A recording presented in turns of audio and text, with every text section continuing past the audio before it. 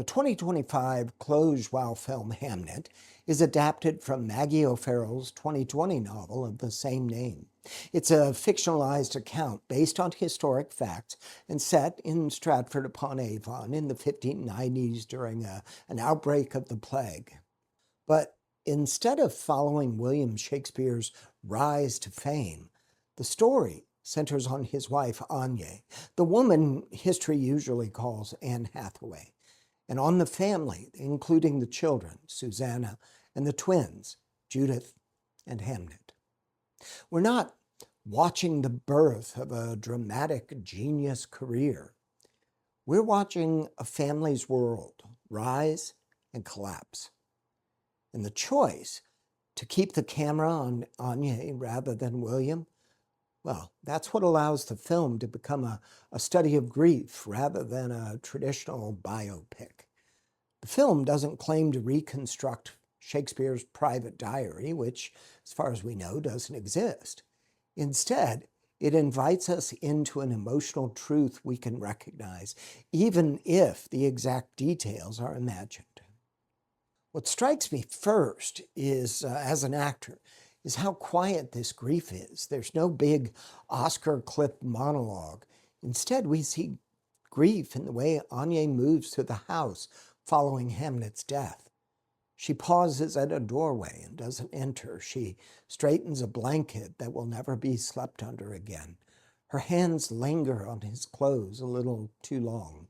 These are the gestures of someone whose body remembers a child that the world no longer sees.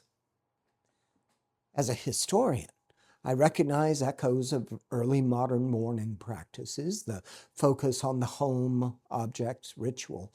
But what moves me most is that none of this feels like a museum exhibit. Rather, it feels like how people today grieve.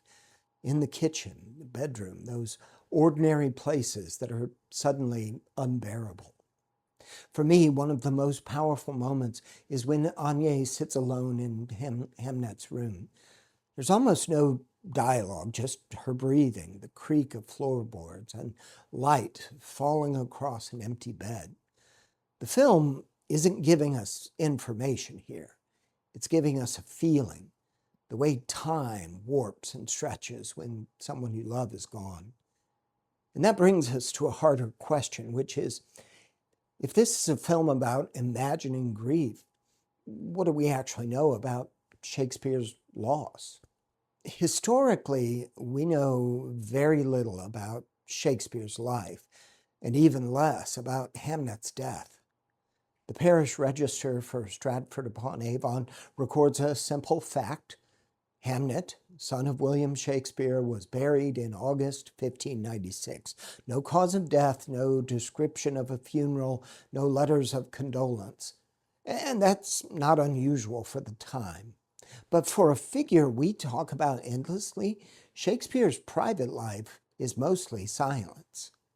Now, but we can sketch an outline. By 1596, Shakespeare was spending much of his time in London. His family, however, remained in Stratford. His only son died. The playwright, who will later give us some of the richest mediations on death and memory in the English language, leaves us no explicit record of his own mourning. Scholars like Stephen Greenblatt have noticed an intriguing details. Many names in Elizabethan England were essentially interchangeable, so Hamlet, Hamnet, different spellings of the same name. Also, about 8 years after his son's death, Shakespeare's play, Hamlet, is produced for the first time. This play, which is obsessed with fathers and sons, ghosts and memories, with the question of how the dead live on in the minds of the living. We can't prove a direct line from Hamnet's grave to Hamlet's stage, but we can say that Shakespeare, like any parent, had to find a way to carry his child's memory. And in a culture where personal confession wasn't publicly encouraged, art becomes one of the places where that grief could be transformed into something speakable. In Hamlet, the play, The prince's grief is technically about a father, not a child, but listen to the language. The obsession with what is remembered, what is forgotten, the fear that the dead will fade if their story is not told. When Hamlet holds Yorick's skull and says, "Alas, poor Yorick, I knew him," he's doing something very familiar. He's trying to make a dead person present again through the story. He lists the jokes, the games, the moments they shared. It's a scene about a jester, but it feels like something any grieving parent, partner, or friend might do, replaying memories to keep someone alive in the mind. Hamnet, the film, imagines Anya and William standing at the beginning of that process. Anya's grief is embodied. She sees visions. She feels Hamnet's presence in the natural world. William's grief, by contrast, gradually comes forward through language, toward the stage, toward performance. And that's really at the heart of this story. Grief does not disappear, it changes form. For Anya, it becomes ritual and memory. For William, it becomes tragedy and poetry. For us, centuries later, it becomes a film and a novel. Each layer is another attempt to carry a loss that was once utterly private. Now, I've spent a lot of my life around stories, in classrooms, on stages, and now here with you. And one thing I've learned is that the stories that stay with us are almost always about something someone has lost. Maybe you can think of a book, play, even a film that found you at the right moment when you were grieving a person or a place or a vision of your life that was gone. It didn't fix anything, but it gave your feeling shape.